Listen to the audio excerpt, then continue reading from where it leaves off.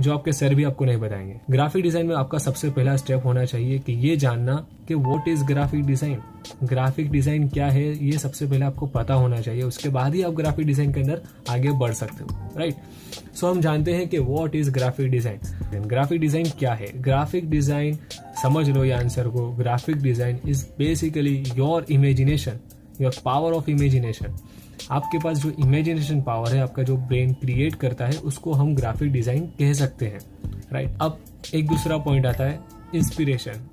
Inspiration and imagination, ये दो point आपको बहुत काम आने वाले हैं आपके पूरे करियर के अंदर। किसी भी तरह का करियर आप चूज कर लो, चाहे वो डिजाइन से बिल्कुल अलग हो, अगर आपके पास ये दो पॉइंट अवेलेबल नहीं है, आपको ये दो पॉइंट की नॉलेज नहीं है, या आपको दो पॉइंट को सही तरह से यूज करते नहीं आता है, तो आप किसी भी तरह की फील्ड के अंदर सक्सेसफुल इतनी जल्दी नहीं तरह से यूज करते नहीं आता है, तो आप किसी भी तरह की फील्ड के अंदर सक्सेसफुल इतनी जल्दी नहीं बन सकते हो। आपको गधा मजदूरी करनी पड़ेगी और उसके बाद ही आप सक्सेसफुल बन सकते हो, ठीक है।